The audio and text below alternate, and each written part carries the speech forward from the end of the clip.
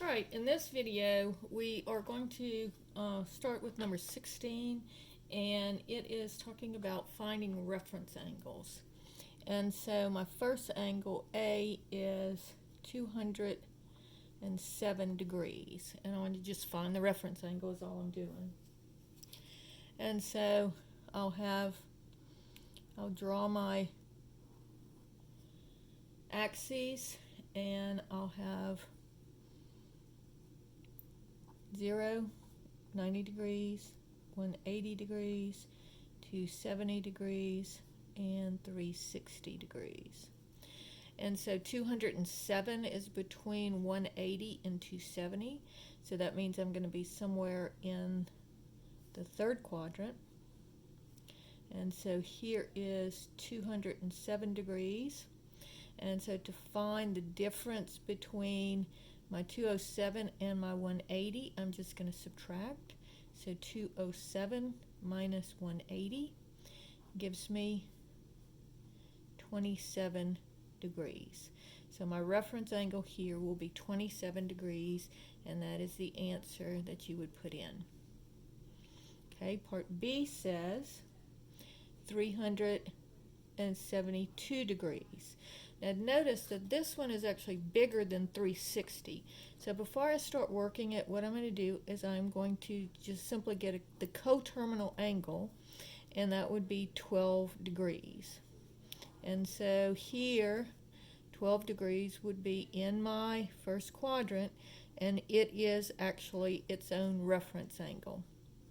And then part C says negative 135 degrees. All right, so this it's negative, so I'll just add 360 degrees to get that to be a positive angle, or I could work it as negative, but I think it's easier if we just go ahead and add. So this would be 5, and then this would be 5 minus 3 is 2, 225 degrees. So when I'm doing this one, again, 0, 90, 180, 270, and 360. And the 225 is going to be between 180 and 270. And so it will be in the third quadrant, and then 225 degrees, and it's going to the 180. Remember, it always goes to the 180 or the 360. It never goes across. It always goes up and down. And so this is going to be the bigger one, 225, minus the 180, the smaller one. And so that would give me 45 degrees. So that's how you do your reference angles for degrees. All right, now we have a couple of where we want to actually find the sine, the cosine, and the tangent of the angles after we get the reference angles. So the first one is negative 300 degrees. So again, I'm going to add 360, and so that would give me 60 degrees.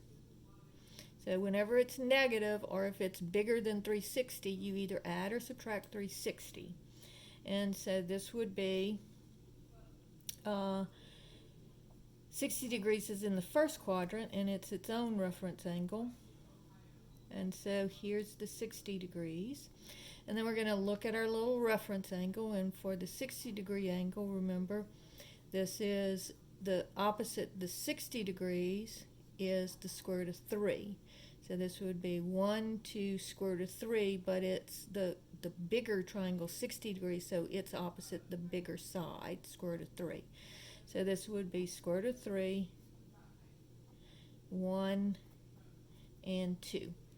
And so then the sine of negative 300 degrees would be opposite. So this is the opposite, the adjacent, and the hypotenuse. And so this would be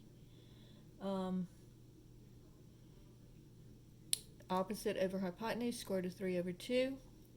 Cosine of negative 300 degrees is adjacent over hypotenuse, so that would be 1/2. And then the tangent of negative 300 is opposite over adjacent, so that would be square root of 3 over 1, which is just square root of 3. So that's number 17. And then number 18 says, it's the same directions, but we want to go 495 degrees. So again, it's too big. And so I'm going to subtract 3. It's bigger than 360, so I just subtract the 360. And here they're asking for exact value, so you can't use your calculator on these. Whenever it says exact value, don't try to use your calculator. So this is 5 minus 0 is 5, 9 minus 6 is 3, and 4 minus 1, and minus 3 is 1. So this would be 135 degrees. So here's 0, 90, 180, 270, and 360. And so 135 is between 90 and 180, so it'll be in the second quadrant this time. Oh, and I'm sorry. No, this is right. I'm sorry. And so looking at this quadrant, if this is 135 degrees, I want to find out what my reference angle is. So I'm just going to do 180 minus 135, and that gives me 45 degrees as my reference angle. And my 45 degree reference triangle is 1, 1, square root of 2. All right, so that's the little triangle that we remembered. So this will be 1, 1, square root of 2. Now we're not in the first quadrant, and so something's going to be negative. And so this is going to be over -1. See how it's going negative in the x direction, but it's going up, so it's going positive in the y direction. So now this is the opposite, this is the adjacent, and this is the hypotenuse.